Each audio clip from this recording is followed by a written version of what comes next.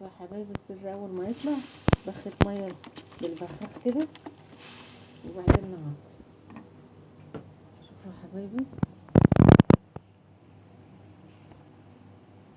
شوفوا يا حبايبي،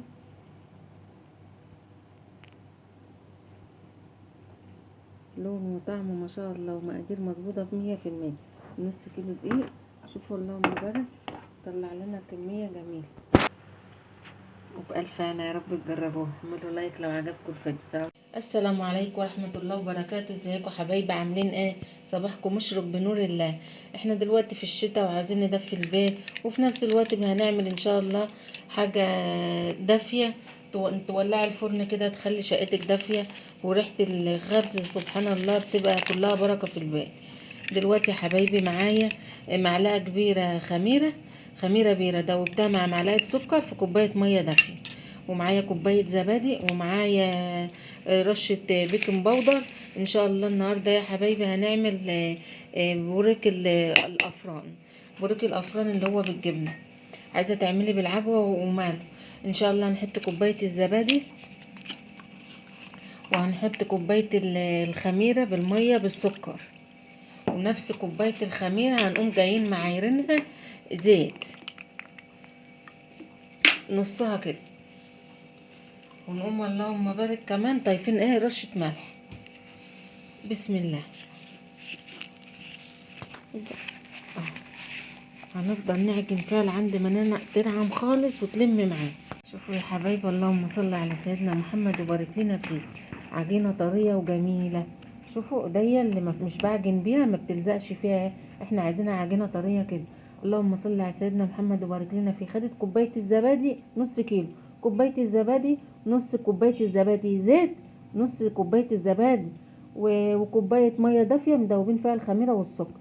هغطيها بقى بستريتش واسيبها تخمر وبعدين نحشيها سوا. شوفوا يا حبايبي ما شاء الله العجينة خمرت وبقت جميلة. شوفوا ما شاء الله.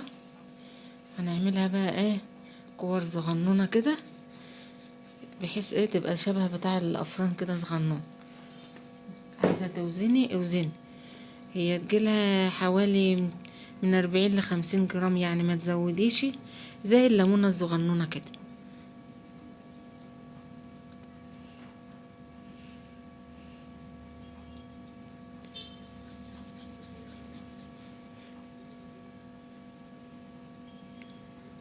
شوفوا يا حبايبي، اللهم صل على سيدنا محمد وبارك لنا فيه. هنعملها بقى كلها، وبعدين بعد ما نقرصها بقى كلها كده قطع صغيرة نحشيها بقى. شوفوا يا حبايبي، عملتهم اهو قرصتهم، ونقوم جايين دهنين الصينية او الصاج او القالب، اي حاجة متوفرة عندك. هتقومي جاية مسحها بمنديل كده بنقطة زيت، بحيث ان انت ما تلزقش معاكي، وفي نفس الوقت تديها من تحت الارضية كده حاجة حاجة حمرا جميلة. ندهن الحاجة اللي احنا هنشتغل فيها مسحة زيت كده، بحيث ما تشيلش زيت معانا كتير. بسم الله.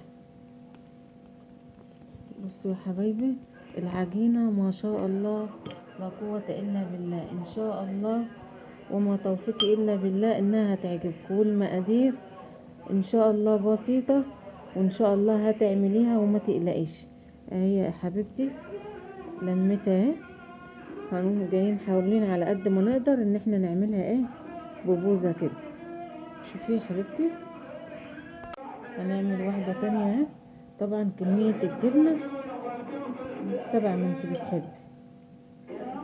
نلف كده قدامي، وبعدين نقوم جايين لمينا يا حبايبي، ونحاول نعملها ببوزة كده.